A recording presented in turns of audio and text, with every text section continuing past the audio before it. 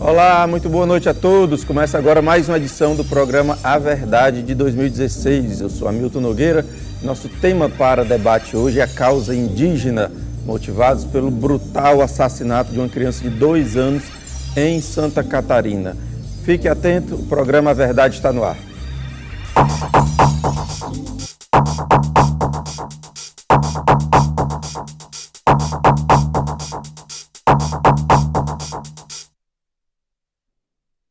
Olá, estamos no ar. Lembrando sempre, você participa, 3486-1721, Twitter Hamilton Nog, Facebook Hamilton Nogueira, participe ao vivo nessa terça-feira.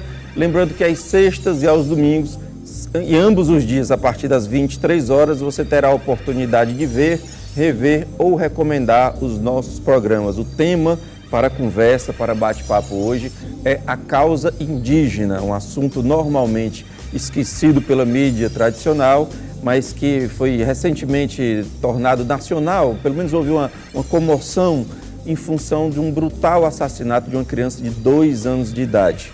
Além de você que participa de casa, aqui conosco no estúdio hoje estão a Juliana Pacheco. A Juliana é chefe do DELINST, que é a Delegacia de Defesa Institucional da Polícia Federal.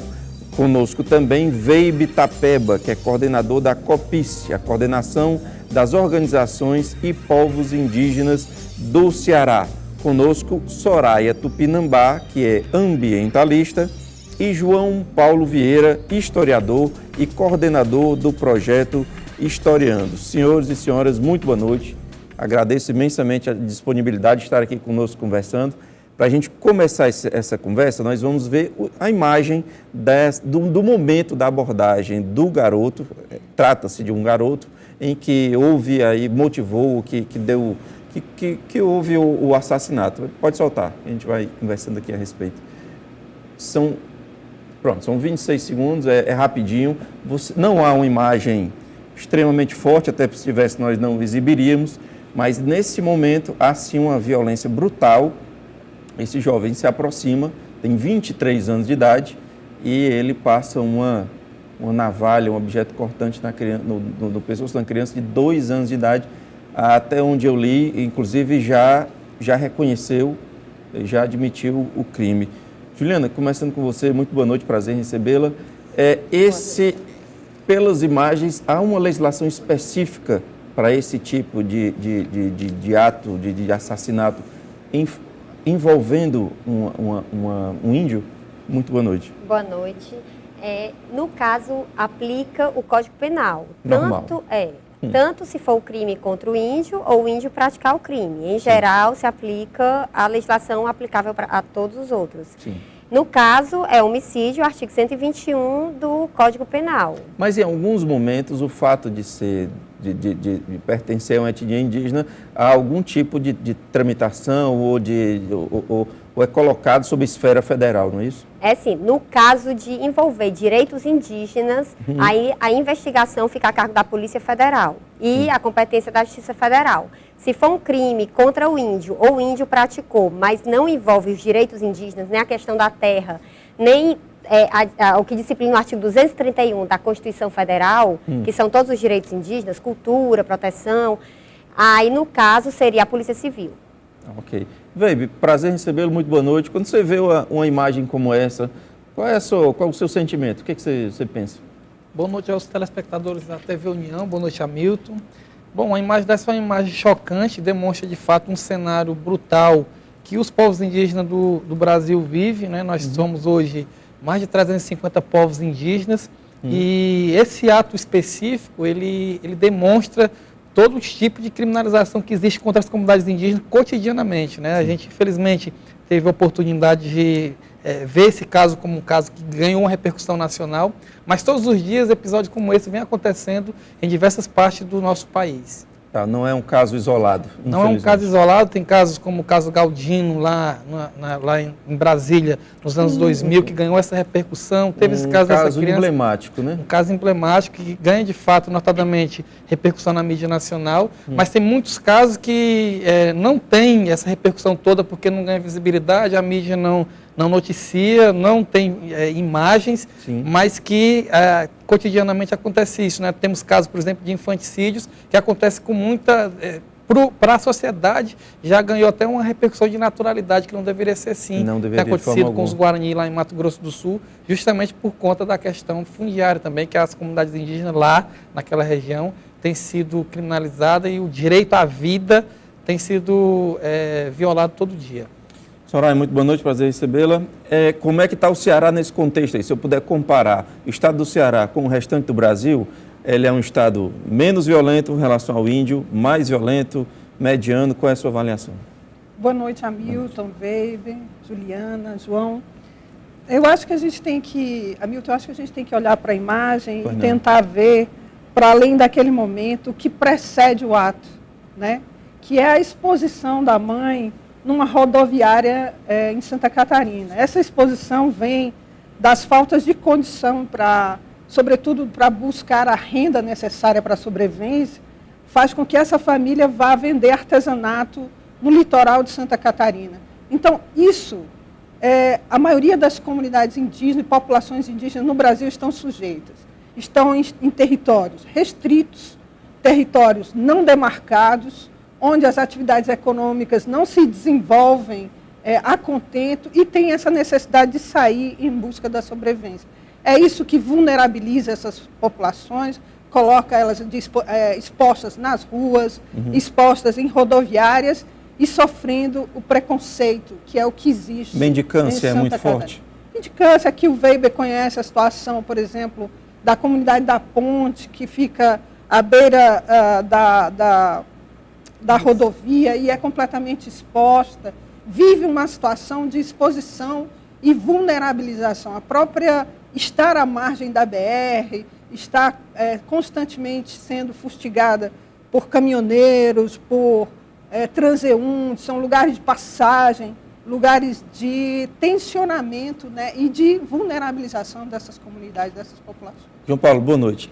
Em relação a essa pergunta do Ceará, se eu for comparar dados de violência ao índio no Ceará em relação ao Brasil, qual é o estado pior, qual é o estado melhor e como é que o Ceará está nesse contexto?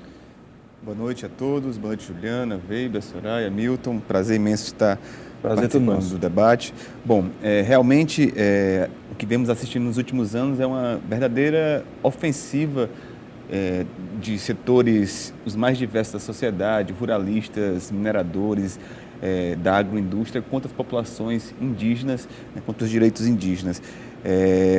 Os dados são alarmantes, né? Eu tenho os dados aqui do CIMI, por exemplo, de 2003 a 2014 foram assassinados 754 indígenas no Brasil.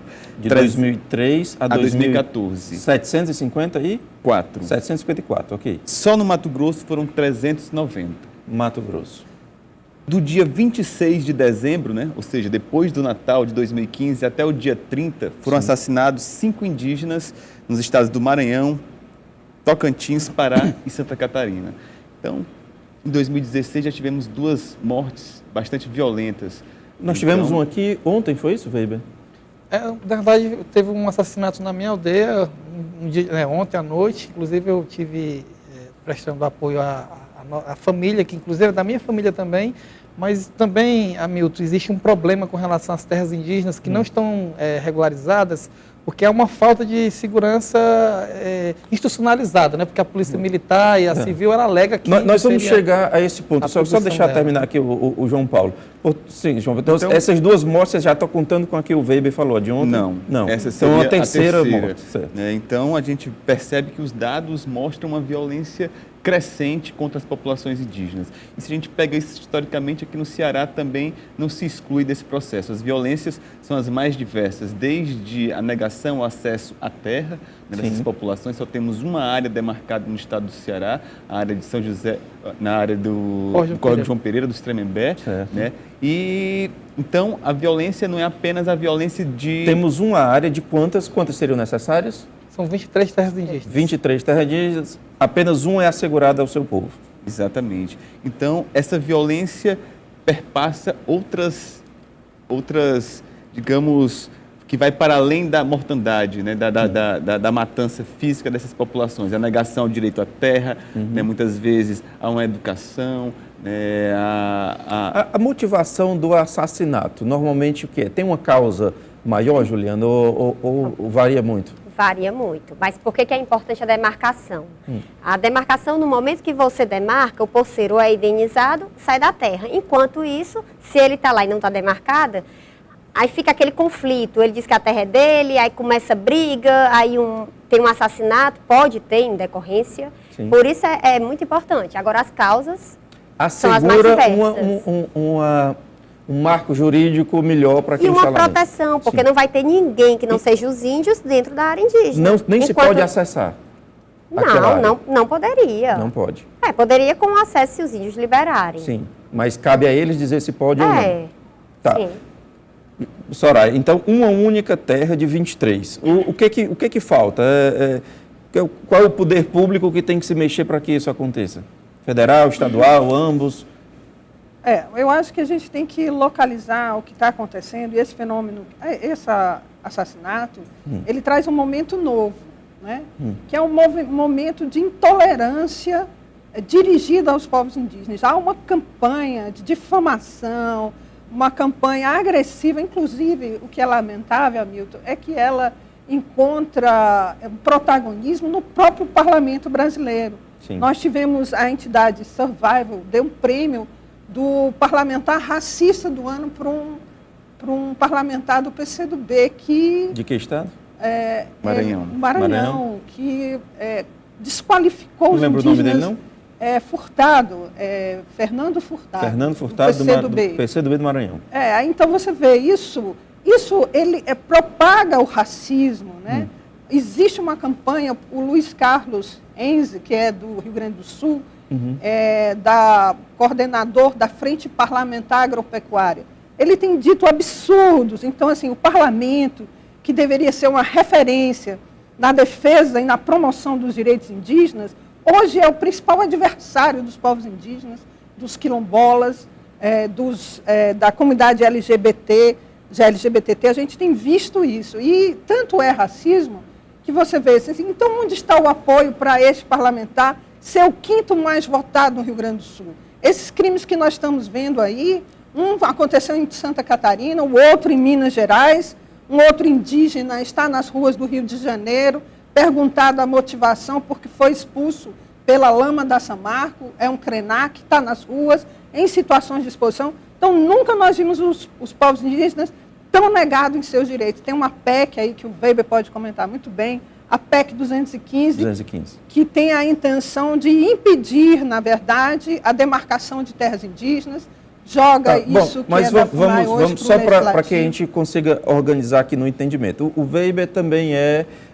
acadêmico não, já é bacharel em Direito, né? O que falta para essas demarcações ocorrerem mais no Ceará? Uma de 23.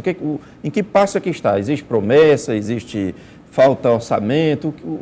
Como é? Bom, infelizmente, assim, a Constituição Federal, né, o advento da Constituição Federal de 88, ela prevê a demarcação de territórios indígenas. Nós temos o decreto 1775 de 96, que regulamenta o procedimento demarcatório. Ou seja, legislação existe. Legislação existe. Certo. O que falta hoje, de fato, é uma decisão do próprio Estado brasileiro de demarcar esses territórios. Nós temos hoje a FUNAI, que ela coordena essa ação de demarcação de terras indígenas e é um órgão hoje que não tem sido privilegiado por uma atenção especial do próprio governo brasileiro. Então, cabe exclusivamente ao governo federal? Isso, e aí a gente cabe destacar a verdadeira omissão do governo federal no que trata a demarcação dos territórios indígenas. Por exemplo, de 2013 a 2015, só houve, agora no final de 2015, 7 homologações de terras indígenas. Dessas, 6 se deram no estado do Amazonas, sem conflito, né? E a outra foi uma compensação para a construção do Belo Monte.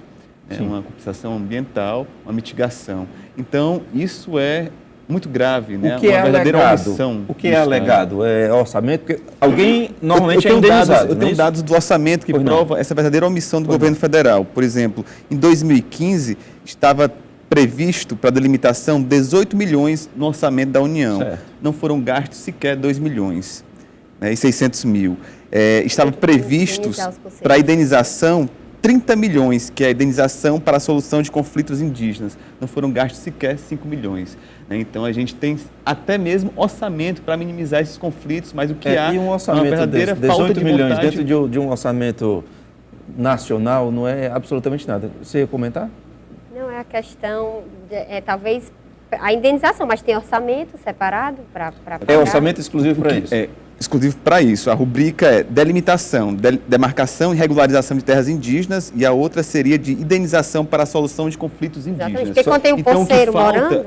O que falta é vontade política, na verdade, de implementar uma política favorável aos processos de demarcação. A Soraya arrisca dizer que há alguma pressão para que não se implemente, é isso? Claro, nós temos hoje uma bancada ruralista de deputados no Congresso Nacional que faz orquestra ações para impedir o avanço dos direitos indígenas, quilombolas, principalmente pelos interesses econômicos, né?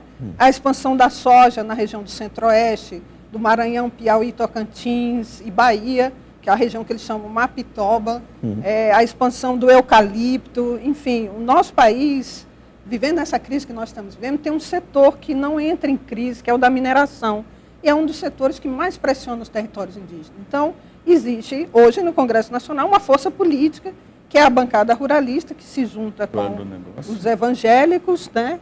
Formando uma frente que ataca o direito dos indígenas. São eles que levaram, por exemplo, a PEC que tinha sido na última legislatura, quando você vence uma legislatura e não é votado um projeto, ele sai da pauta. E eles introduziram em fevereiro do ano passado e seguem fazendo todos os esforços para que ela tramite dentro do Congresso Nacional. Só não avançou mais porque eles têm feito uma luta significativa em Brasília. Essa luta como é? Tem alguns deputados simpáticos à causa? Como é essa luta? É importante a gente saber que a proposta de emenda da Constituição 215, ela iniciou lá nos anos 2000, né? Então, sim, todo ano a bancada ruralista ela tem desarquivado esse processo de tramitação dessa PEC para, na realidade, tentar cansar o movimento indígena. O movimento, ele tem alguns parlamentares, não são muitos, são poucos no Congresso Nacional, que são aliados dos povos indígenas. Nós temos lá uma frente parlamentar de defesa dos direitos indígenas. Nós temos a bancada, essencialmente a bancada do PSOL, parte de parlamentares do PCdoB e do PT, que tem atuado muito, e também um parlamentar muito atuante do PV, que esqueci o nome agora, Sarney Filho, inclusive, tem atuado muito fortemente nessa linha, mas que a gente tem conseguido barrar a tramitação da PEC. Para a gente entender essa proposta de emenda da Constituição, ela altera o artigo 231 da Constituição Federal, e ela tira a atribuição da União Federal de demarcar terras indígenas, porque não envolve somente a FUNAI, envolve a FUNAI, o INCRA, o Ministério da Justiça, a própria Presidência da República e também a Secretaria de Patrimônio da União. E ela tira essa responsabilidade e coloca somente no Congresso Nacional, sendo que o Congresso Nacional... Isso é ruim para vocês? Isso é ruim, porque o Congresso Nacional é notadamente composto por maioria absoluta de evangélicos, de ruralistas, que são tendentes a certamente votar contra os direitos dos povos indígenas. Bom, peço licença, temos que fazer um breve intervalo. Você participa, 3486-1721, Twitter é Milton Nogue, Facebook é Milton Nogueira. Até já. Olá, estamos de volta, segundo bloco do programa A Verdade de hoje, falando sobre a causa indígena. O que nos motivou à pauta foi o brutal assassinato de uma criança de 2 anos de idade em Santa Catarina, um pequeno índio. Então, nós estamos conversando sobre essa pauta que normalmente é esquecida pelo restante da mídia. 3486-1721, Twitter é Milton Nogue, Facebook é Milton Nogueira. Participe ao vivo nessa terça, lembrando que às sextas e aos domingos, a partir das 23 horas, você terá a oportunidade de ver, rever ou recomendar os nossos programas.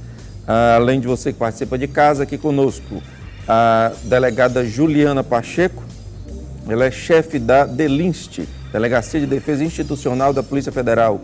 Conosco também Veibe Itapeba, que é coordenador da COPICE, a Coordenação das Organizações e Povos Indígenas do Ceará. Soraya Tupinambá conosco, ela é ambientalista, e João Paulo Vieira, historiador, coordenador do projeto Historiando.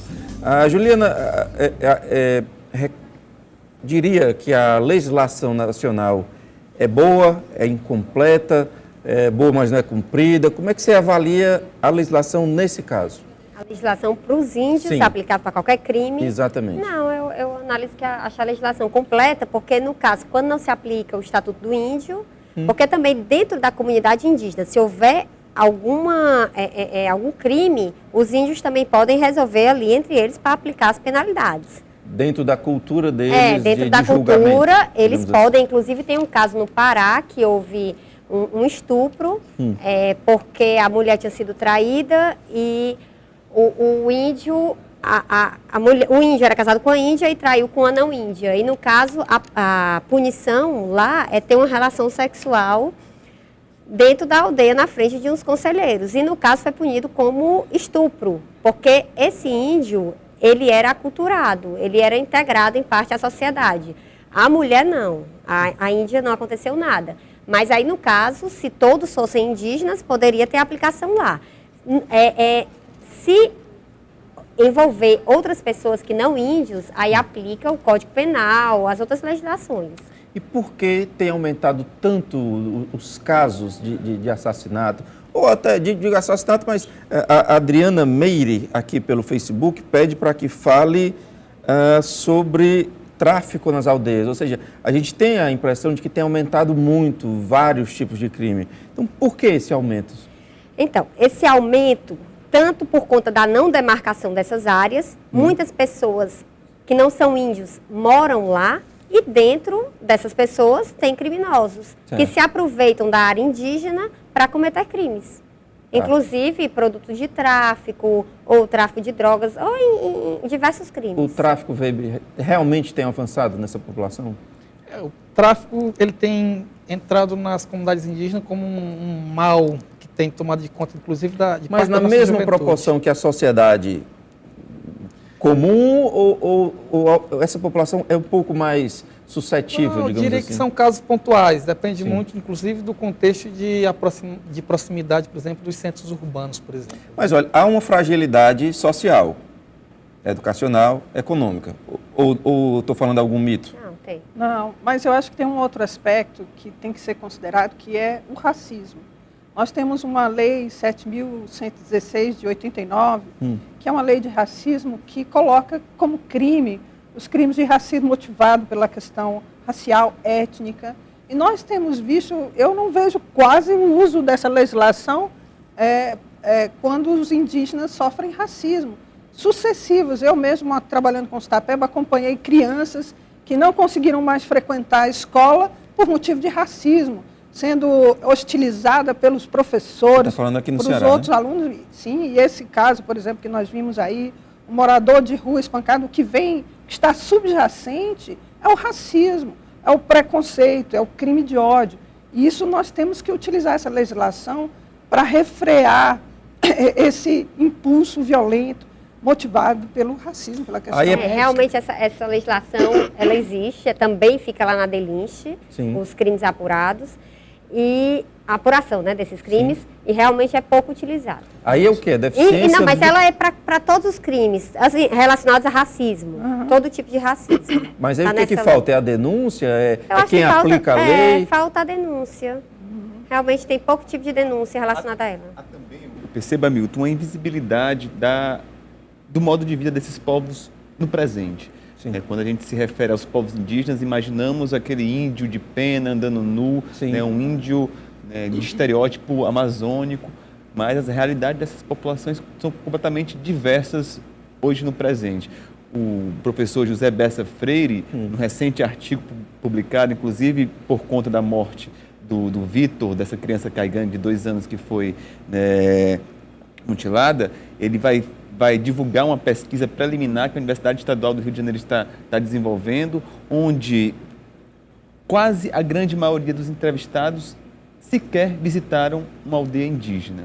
Né? E mais do que isso, o problema é quando se pergunta o que eles imaginavam, né? Qual o imaginário dos índios, vieram as respostas mais absurdas, né? Bêbado, preguiçoso, né? que não quer trabalhar, tem um estereótipo aí já formado erradamente. Exatamente. Historicamente, há um estereótipo pejorativo acerca dessas populações, né? E a ausência desse conhecimento sobre a realidade desses povos complica ainda mais o fator, né? Então, a omissão do Estado, por um lado, né, a ausência da discussão nas escolas, nas universidades, da realidade das populações indígenas, favorece o crescimento de uma violência, de uma intolerância e do racismo contra esses povos. Hoje a rede de proteção ao indígena é composta por quantos órgãos? Quais órgãos? FUNAI, que mais? Ministério Público Ministério Público Federal. Ministério Público Federal, mais algum? A Advocacia Geral da União, ela também tem Advocacia atuado. CESAI, né? Como é o nome? CESAI. A Secretaria Saúde. Especial de Saúde Indígena atua na promoção da atenção à saúde indígena. Também federal, né? Também E nível Os federal. governos estaduais e municipais atuam na parte da educação. A gente pode dizer que a FUNAI é de fato o grande artífice disso ou não? Ela é o órgão indigenista oficial do Estado brasileiro que coordena todas as políticas indigenistas que são Podemos considerar mais transversais. importante, então. Sim. Eu acho E que mais atualmente, Hamilton, vem sendo criminalizada por essa bancada ruralista. Explique, por favor. Hoje, além dessa ofensiva contra as populações indígenas, essa violência, essa intolerância que a Soraya já fez referência, há no Congresso uma bancada organizada, né, que vai contra os direitos das populações indígenas, porque são consideradas entraves para esse projeto desenvolvimentista capitalista que a gente tem em curso hoje no Brasil. Então, por exemplo, dentre as ações de criminalização do movimento indígena e de seus apoiadores, há hoje 2 CPIs tramitando, uma no Congresso Federal contra a FUNAI e outra no Mato Grosso contra o CIMI, que é uma organização indigenista da Igreja E essa de apoio às CPI, pelo populações que eu estou indígenas. entendendo, não tem objetivo de investigar, mas sim de fustigar, de atrapalhar isso? Essa CPI que corre no Congresso é contra o INCRA e a FUNAI. Mas alegando o quê? Os processos de demarcação dos territórios indígenas e quilombolas.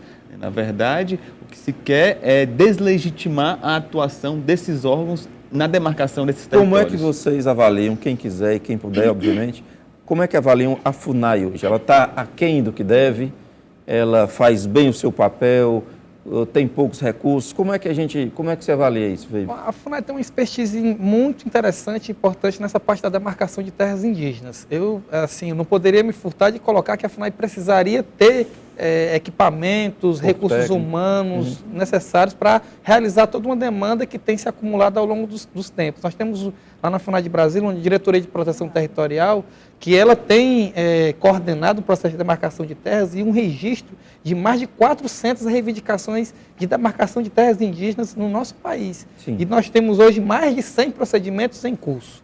Então, nós não conseguimos dar vazão, dar uma atenção especial aos procedimentos em curso e nós temos aí uma demanda acumulada que também não tem dado a resposta necessária para as comunidades indígenas do nosso país. Alguém mais quer avaliar? a FUNAI? Sobre essa questão das terras indígenas, né? Tem um dado do CIMI interessante, que hoje no Brasil nós temos 1.044 terras indígenas demandadas por essas populações. 1.044. Isso. Certo. Dentre estas, apenas 361 são registradas e outras 154 estão a identificar, mas 399 estão classificadas como sem providências.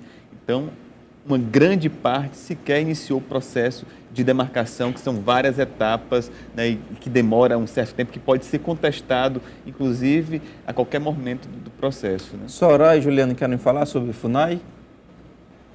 Soraya não? Juliana não? Meu trabalho com o FUNAI é mais quando a gente ou vai fazer uma visita numa aldeia ou na necessidade, na ocorrência de algum crime. Você É mais nesse aspecto. Você demanda a FUNAI ou é demandada pela FUNAI? Ambos. Ambos. E funciona o Funciona. trâmite? Funciona. Depois Essas questões de pessoal, Sim. isso aí não tenho como opinar. depois de demarcados, conflitos zeram ou diminuem? Com certeza diminui. Não zeram. Diminui. Tá, e o que seria preciso, então, para... veja bem, a FUNAI não está sendo avaliada de forma ruim aqui. A demarcação está acontecendo lento, mas está acontecendo. O que seria preciso para acelerar essa proteção? Não tenho dúvida que há um desmonte, né, da instituição. Isso sim. Uma fragilidade imensa na sua atuação, no fundo pessoal, tudo isso que o Weber colocou. Isso é um limite muito grande para a atuação dela. Né? Tá, como... Você ia falar? Eu diria, Só além disso, também é o modo operante. capitalista que a gente vive, né, de desenvolvimento, como, por exemplo, as áreas demarcadas, como a gente pode ver o Parque Nacional do Xingu, se vê ameaçado com obras com grandes empreendimentos como o Belo Monte, que vai afetar diretamente a vida dessas populações. Temos, por exemplo, áreas demarcadas onde empreendimentos circundam e aí cresce o número de população, a violência aumenta, né? A intrusão nas áreas demarcadas. Então, o conflito vai se acirrando por outros aspectos, mas que está associado a esse modo de vida que vivemos hoje na nossa sociedade contemporânea. A população indígena ela é estimada em quanto hoje no Brasil? Pouco mais de 800 mil índios. 800 mil. Já chegaram a ser 3 milhões quando da chegada dos colonizadores. Se estimava uma presença de 6 milhões. 3. 6 milhões? Isso a antropóloga Maria Azevedo coloca esse número, né? E aí vem esse número vem aumentando em função do reconhecimento, né? Não é que está aumentando do ponto de vista físico, mas mais comunidades se sentem à vontade para afirmar sua identidade. Então, os registros do IBGE percebem essa evolução no número, né? Ela vem crescendo. Hoje nós chegamos a pouco mais de 800 mil índios. 800 mil do Brasil. Em sua maioria, em que região? Obviamente, Amazônica, né? O norte é a maior presença. Ceará, pode se estimar quantos? No Ceará, nós temos um dado de aproximadamente 30 mil indígenas. Nós somos temos a presença indígena em 19 municípios de 14 povos diferentes. Tá. Bom, de 6 milhões ou 3 milhões para 800 mil. A palavra genocídio é exagero ou cabe nessa questão? Cabe. Por exemplo, Santa Catarina, essa região que nós vimos do garoto Vitor, né? Oeste de Santa Catarina. Tem um documentário chamado Ilha das Flores que mostra que a terra é dos porcos, o que sobrar é dos índios. Isso porque Santa Catarina é o maior produtor de suínos do Brasil, responsável por uma exportação para a China de toneladas, 400 e tantas mil toneladas, e isso se deve, sobretudo, a essa terra que foi retirada dos indígenas, na época com a utilização da SPI, né, que é a instituição que antecede a FUNAI, que cumpriu muito esse papel, né? Inclusive tem um relatório que passou 45 anos desaparecidos, o relatório Figueiredo, que traz as informações de como a SPI atuou em São Paulo, para frente de expansão do café, em Santa Catarina, retirando a terra dos indígenas e entregando aos interesses, como o João Paulo já frisou, do capital. Isso acontece no Brasil todo. Tá. Bom, nós temos a Elizabeth Cristina, ela diz singelamente, os índios merecem respeito. Elizabeth, obrigado pela participação. O professor João Teles, ele diz que espera um programa sobre leitura, tão importante quanto. Diz que milita na área há 20 anos. Professor João Teles, a gente vai fazer ainda um programa sobre isso. E o meu amigo professor Sidney Guerra, tantas vezes conosco, em 2016, analisando política, vai aqui voltar várias vezes, ele diz que miséria, alcoolismo, suicídio e violência interpessoal são problemas que afetam hoje as comunidades indígenas. E pergunta o que é que pode ser feito. Veibe, professor Sidney Guerra, faz a pergunta.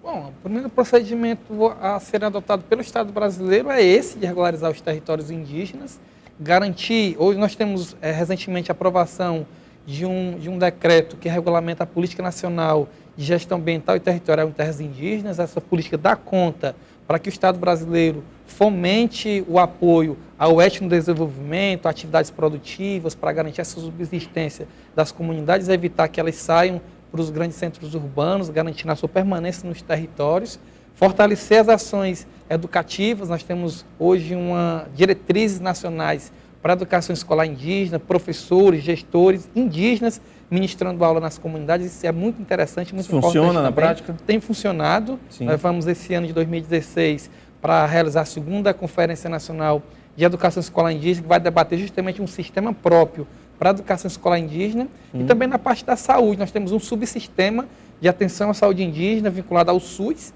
que também tem algumas deficiências, mas tem demonstrado uma resposta interessante para as comunidades indígenas do nosso país. Eu queria a opinião do João Paulo sobre essa questão da educação exclusiva para o indígena. Funciona, João Paulo, isso?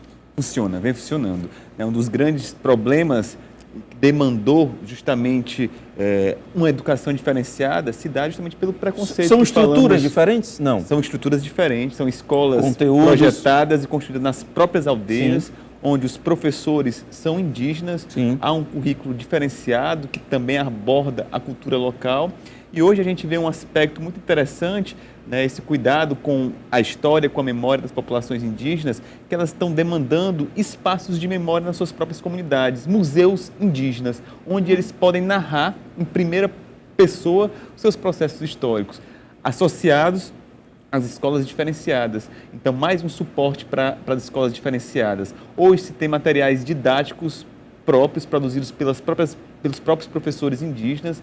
Recentemente se formou agora na UFC mais uma turma de magistério indígena, né? Então, isso que o Weber está falando, vem se fortalecendo, né, com cursos superiores. Magistério indígena. Exatamente. Nós temos 2 experiências de magistério indígena no Ceará, o Weber pode, né, falar melhor sobre isso. Uma turma da UFC está concluindo.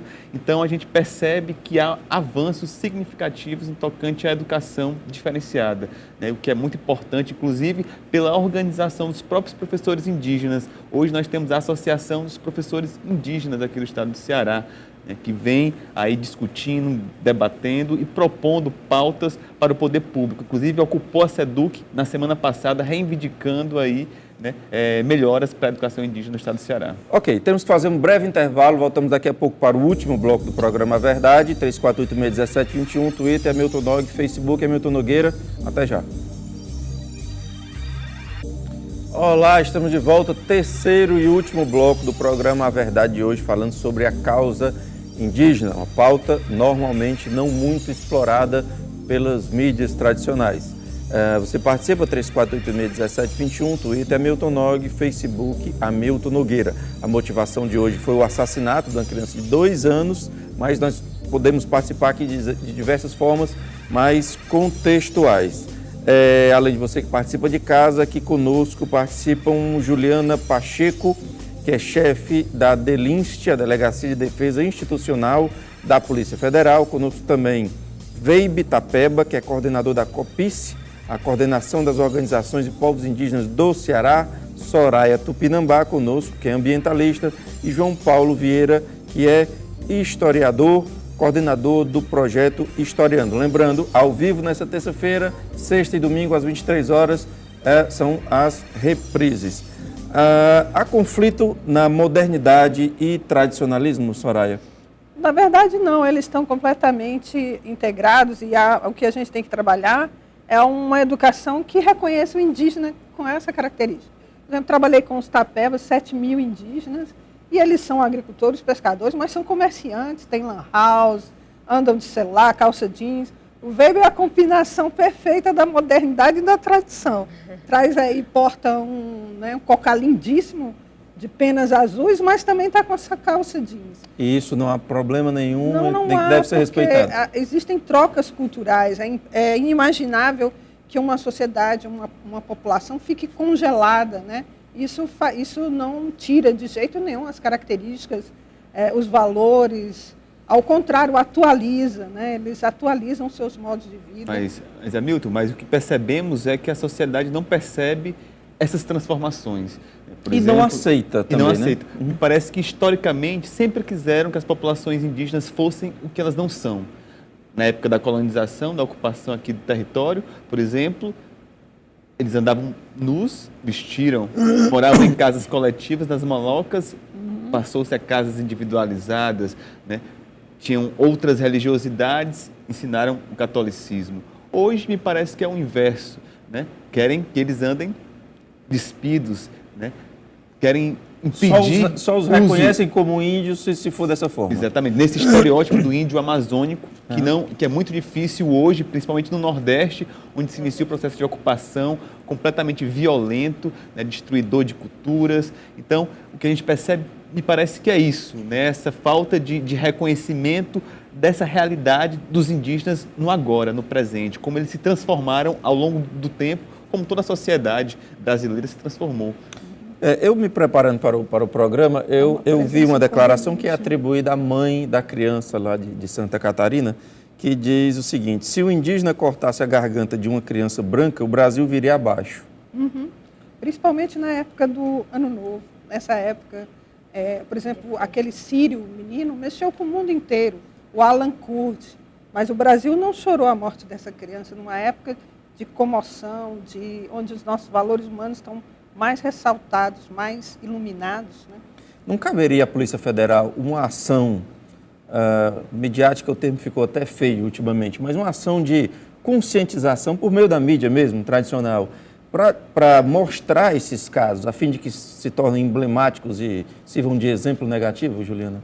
Não, com certeza. Se for um caso de grande repercussão, poderia até a investigação caber à Polícia Federal, como já aconteceu em outros casos, e poderia sim ter esse apoio midiático. Mas por que é tão pouco explorado, tão pouco divulgado, se são tantos casos? Contra índios? Sim. São muitos casos. A questão da exploração é muito mais da mídia. Sim. Então, na verdade, parece que há um desconhecimento e um desinteresse coletivo, social. É isso, João Paulo? Eu concordo. A mídia tende a invisibilizar esses casos de agressões às comunidades indígenas. Os números são cada vez maior, é uma ascendência aí no número de violações dos direitos indígenas, e o que a gente percebe é que não tem, né, esse espaço, essa comoção na sociedade quando se trata, né, de populações tradicionais, indígenas, quilombolas. A gente percebe que há um contrassenso. Hoje, por exemplo, no estado do Ceará, diversas lideranças indígenas estão sendo criminalizadas pelos processos de luta pelos seus territórios, né? A Genipapos Canindé sofrendo processos judiciais, a Tapebas, a Pitaguari, né? Há ameaças por parte de empresários, de latifundiários, de comerciantes, né? De empresários locais contra essas lideranças indígenas. Então, que a gente não vê isso se propagar na mídia. É necessário as organizações indigenistas criarem um dossiê que vai tratar dessas violações, como o Centro de Defesa dos Direitos Humanos da Arquidiocese de Fortaleza recentemente publicou um dossiê que fala justamente dessa violência em cada município, em cada território indígena no estado do Ceará. Weber, qual é a maior ameaça hoje no Ceará, falando de estado do Ceará? A ameaça continua sendo a ameaça institucional que impede o processo de regularização fundiária dos territórios indígenas. Por exemplo? Vou dar um exemplo, o caso do emblemático do povo Tapeba. O povo Tapeba, ele foi, vamos dizer assim, a brasa que acendeu todo esse fogo da emergência étnica como um fenômeno reconhecidamente por vários antropólogos colocados aqui. E é um processo que iniciou lá em 85, nós temos 4 procedimentos de demarcação. O atual, inclusive, ele encontra-se suspenso por uma decisão judicial. Sim. E certamente, caso for anulado novamente, a comunidade com seus aliados deverá, inclusive, acionar os órgãos internacionais de direitos humanos para fazer com que o Estado brasileiro cumpra a sua legislação, né? Então, essa ameaça, ela não vem somente a ameaça do poceiro, do latifundiário, mas são esses atores que atuam no parlamento, são esses atores que estão gerindo os nossos municípios, são esses atores que atuam, inclusive, como juízes federais. Então, a estrutura do poder hoje do Estado brasileiro, tanto na esfera lá federal, né, no próprio judiciário brasileiro, no parlamento, são esses atores que têm atuado. A polêmica demarcação da Raposa Serra do Sol aconteceu, chegou ao fim, nunca mais se viu na mídia nada a respeito. Está funcionando? É emblemático? É exemplo? Como é que está lá aquele caso? O caso da Raposa Serra do Sol, ele foi emblemático porque justamente foi uma atuação em rede das comunidades indígenas e seus aliados, atuando inclusive internacionalmente, e essa pressão fez com que o Estado brasileiro acatasse, né, vamos dizer assim, cumprisse inclusive os tratados internacionais. Nós temos a Convenção 69 da Organização Internacional do Trabalho, que regulamenta também o direito territorial, que já a Constituição Federal já prevê.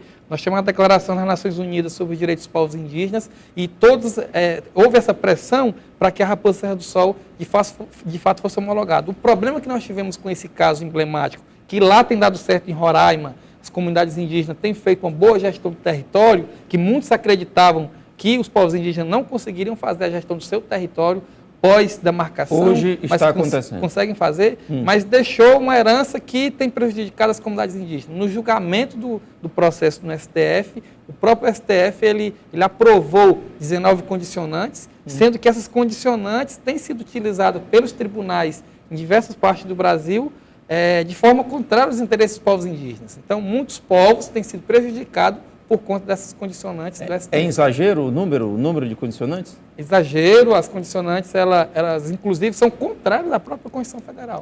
Bom, quero mandar aqui um abraço que está aqui conosco assistindo ao programa, Marli Souza, meu amigo Walter Cantídio, Suderlan Guimarães, Flávio Assunção, Rodrigo Barroso, Ronaldo Peixoto, entre vários outros. Nós falamos aqui em pressão internacional, Soraya. E essa pressão internacional parou de funcionar? Porque vinha acontecendo e agora não há mais? Não, acho que existe uma solidariedade internacional muito grande com os povos indígenas. Nós tivemos, João Paulo colocou a questão da criminalização, nós tivemos o absurdo de ter sido impedida a presença do cacique Babau Tupinambá da Serra do Padeiro. A um encontro com o Papa, lançaram mão de um processo que já havia sido vencido na justiça, acusações que já haviam sido vencidas para impedir essa viagem dele à Itália. E isso aconteceu e houve uma solidariedade internacional imensa para que ele fosse, o depoimento chegasse. Mas houve isso, está havendo esse processo de criminalização e de destituição de direitos, né? Mas existe essa solidariedade, existe essa pressão internacional. Do Belo Monte também. Mas nós precisamos da nossa sociedade se posicionar. Os indígenas, nós não nos solidarizamos com ele, não só por uma atitude humanitária. As comunidades indígenas têm um valor inestimável em várias áreas, não só no conhecimento do patrimônio genético, da manipulação de plantas. Aqui mesmo, os Tapeba prestam uma enorme contribuição, pouco vista à cidade de Fortaleza. Se não existisse o povo Tapeba, a cidade de Fortaleza e de Caucaia já haveriam se fundido. Você observa a presença das 17 comunidades Tapeba e vê como elas evitam essa fusão Caucaia-Fortaleza, como elas asseguram a preservação dos recursos hídricos, estão todos eles associados ou ao Rio Ceará, à Lagoa da Jandaiguaba, à Lagoa dos Tapebas, à Lagoa dos Porcos, todos associados às águas, preservando a mata e as águas. Então, isso é inestimável, isso tem valor e as comunidades indígenas têm que ser olhadas com respeito, com a contribuição que elas prestam à nossa sociedade. Como é que a escola não indígena hoje trabalha a questão indígena ou não trabalha? Nós tivemos recentemente a aprovação da Lei 11.645, que ela altera a LDB, a Lei de Diretrizes e Bases, e ela coloca a atribuição para as escolas de educação básica ensinar a cultura e a história dos povos indígenas e afro-brasileiras. Infelizmente, essa lei ela não ainda se efetivou justamente pela falta de uma política que dê conta da implementação da lei. Então, para nós, está muito clara que seria necessário, para os sistemas de ensino, fomentar a formação de professores da rede e também incentivar a publicação de material didático que coloque justamente a realidade dos povos indígenas contemporâneos. Nesse caso terrível aí de Santa Catarina, Juliana, o jovem alega ter ouvido vozes que o induziram a isso. Qual será o destino jurídico desse jovem?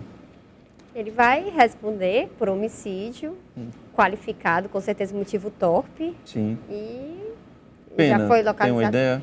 A pena do homicídio, ela é de 8 a 20 anos, se for qualificado, é de 12 a 20 anos. Qualifica-se... Ou 12 a 30. É qualificado? O qualificado, motivo torpe. Chegar, passar lá e matar uma criança sem nenhum motivo é torpe. Tá, esses dados que o João Paulo citou, de 3 casos de assassinato, eram do Ceará ou Brasil, Não, em 2016? No Brasil, isso. Nós temos esse de Belo Horizonte, agora da semana passada, onde um indígena levou chutes na cabeça, vários chutes, estava em situação de rua, acabou falecendo. O adolescente Tapeba ontem.